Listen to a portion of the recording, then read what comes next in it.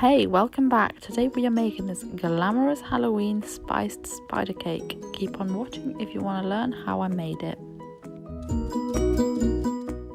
First of all, I started off by making this spider. I made it out of gum paste. I made myself a little template and made all the pieces and let it sit overnight to dry out. And as I show here, I made little holes in the legs to join them together later. And then I added my vinegar into my almond milk and then measured out all the spices for the sponge.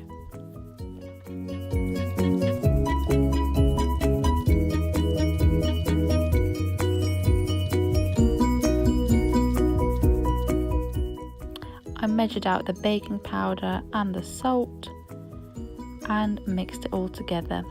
Then I added the vanilla to the oil and I added the sugar and the spices to the dry ingredients as well and whisked it all together.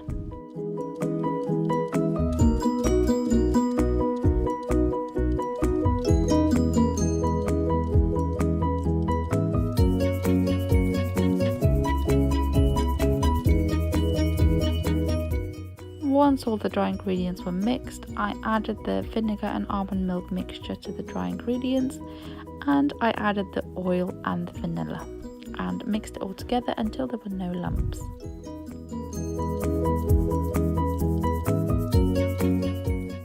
I also added half of the water that is for the recipe, and once the batter is smooth I added the rest of the water as well. As always, you can find all the measurements and method in the description box below.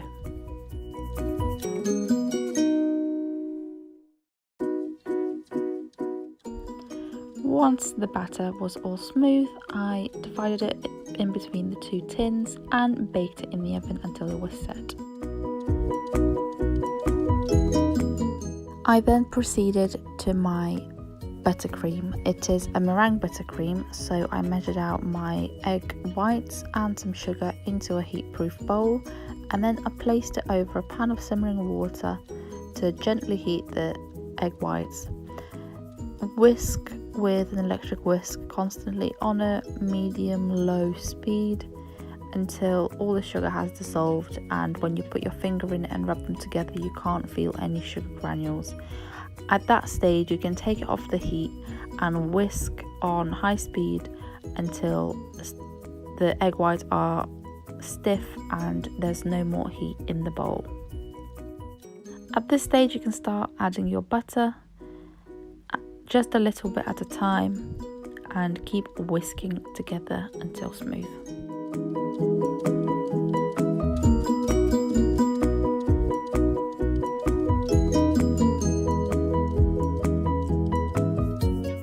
Once all the butter is in, you can add your pumpkin and your icing sugar and all of the spices into the buttercream and mix it all together. The recipe didn't actually call for any cloves, but once the buttercream was all mixed and I tasted it, it was too pumpkiny for me, so I added some more spices to make it just that much more spicy, because as I said, it was a bit too pumpkiny for my liking anyway.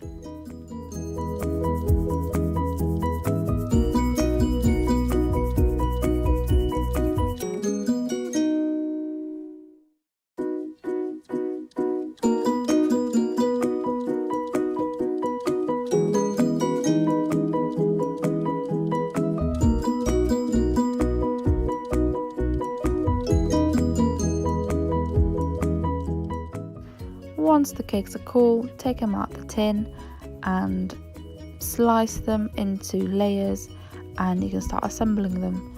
Assemble them in a normal way, put some buttercream on the cake board, put the bottom layer on, put some buttercream in between, and then crumb coat, chill for a little bit, and then ice the cake.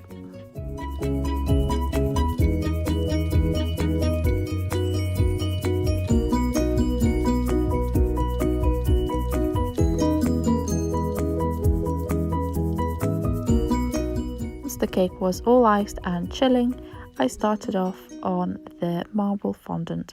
I rolled out some black and white sausages and rolled them all together, squished them all together and then rolled them again, and then rolled it out into a big circle and got my marbled effect fondant, as you can see here.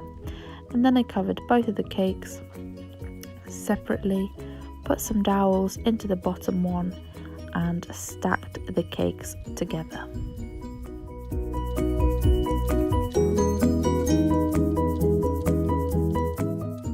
And then I made some glue out of gum paste and water and started sticking my spider onto the cake.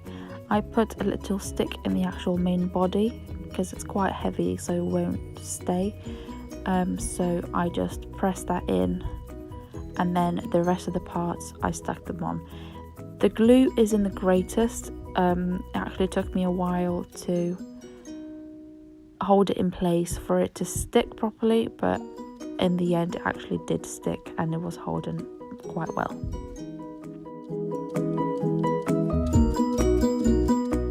And then I wanted to make some spider webs going from the spider, so I rolled out some fondant into thin sausages, as you can see here, and then I just placed them in between spider's legs. And then I diluted some gold luster dust with vodka and painted all the spider webs and the spider. And that's it, and that's how I made my glamorous Halloween spider cake. I really hope you enjoyed today's video. Don't forget to subscribe, follow me on Instagram and on Facebook, and I'll see you again next week. Bye!